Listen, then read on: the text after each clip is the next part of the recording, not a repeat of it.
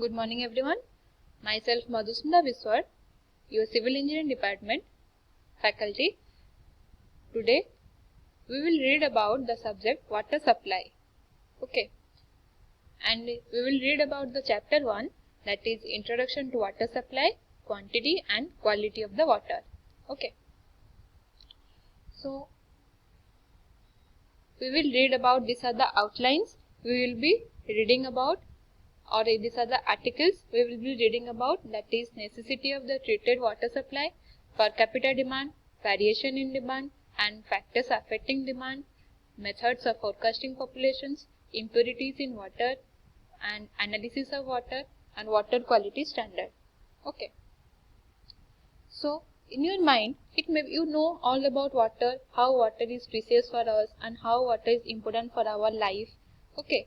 So we will know about what is water supply. Okay, water supply is the provision of water by public utilities, commercial organizations or by individuals, usually by a system of pumps and pipes. Okay, you know all about how the water is supplied to our houses, our apartments or any types of industrial purposes, and how water is used for our different types of purposes. You all are acquainted with. And what is the importance of water? Why we need water? Okay, people depends on water for drinking purposes, cooking purposes, washing, carrying away wastes and other domestic needs. Okay, so now we will read about how water is precious for our life. Next is water is precious for our life. We know that water saves us, water we use for our drinking purposes and washing purposes, and water is essential part of our life, and plants and animals and also humans could not survive without water. Okay,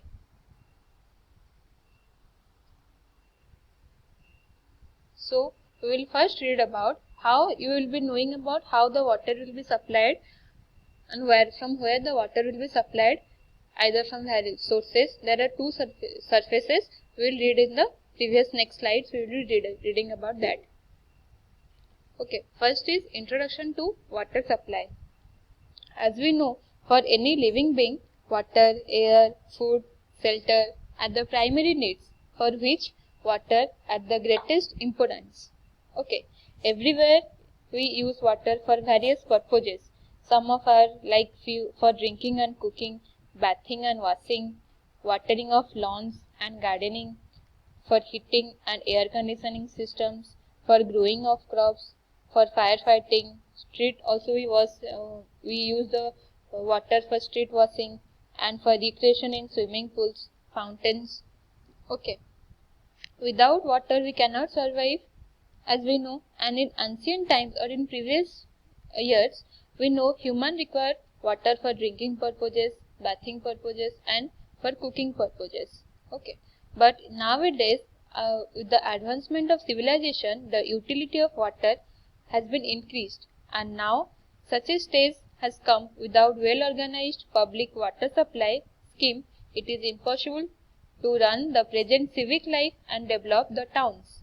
Okay, and in previous century we know that every individual or family was responsible to arrange for the water supplies. Okay, during all, as we know, all the peoples of the towns are always concerned with their water supplies. When the inhabitants found that their local sources of water supply such as wells, ponds, etc. are inadequate to meet the demand of the town, they started to collect the water from the large sources and convey to the town through canals. Okay, so when the concentration of population increases, it becomes very difficult to locate the wells, wells. But in addition to these sources of water, having good quality of water are less readily available to the individuals. Okay, these all the situations are led to the development of public water supply scheme. Okay, so we know that, as we know, water is one of the essential requirement of life. All we need, all the living beings, plants, animals and humans needs water for their survival. Okay, although water covers more than 70% of the earth's surfaces and less than 1% of the resources is available as the fresh water. Okay. And apart from the scarcity of the water, there are other many challenges in providing a safe, adequate and reliable water supply in many parts of the world. Next is necessity of water supply scheme. Okay. In necessity of water supply scheme, you will first know about what are the necessity and how the water supply scheme had been utilized and how it has been necessity for our life purposes. Okay. So first is there are 4 types, that is collection of water, conveyance of water, treatment of water and distributions of water. Okay. You know, first we will collect the water from various purposes, like we can say from the surfaces, intake and wells. From the various purposes we will collect the water and then we will transport the water from one place to another. Okay. Next we will treat the water in various purposes. Treatment of water means you can see here the diagram. Treatment of waters I have shown you the coagulation, fluctuation, sedimentations, filtration and disinfections. These are the treatment of water.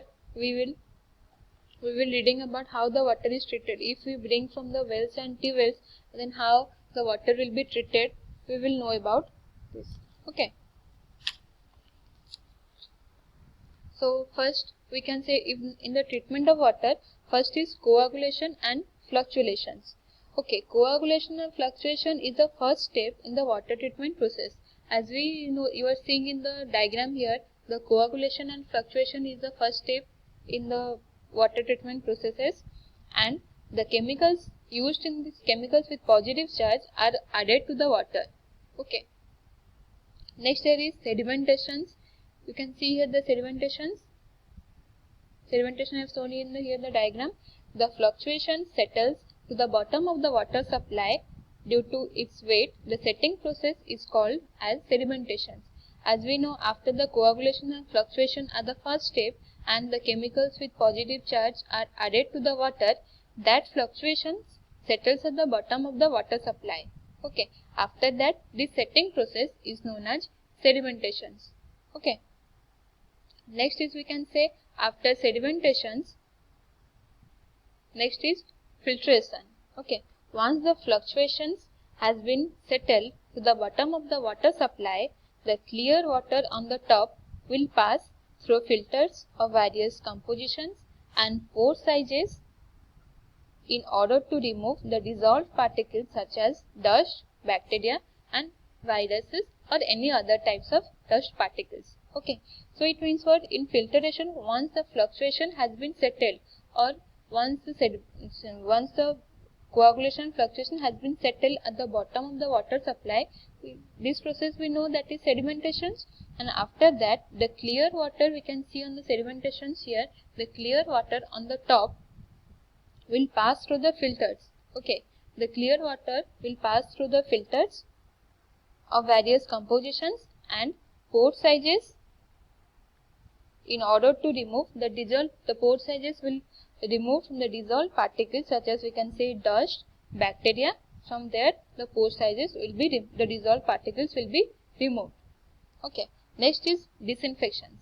After water has been filtrated, a disinfection may be added in order to kill any remaining parasites, bacteria and virus and protect the water from the germs when the pipe is attached to homes or any types of materials. Okay.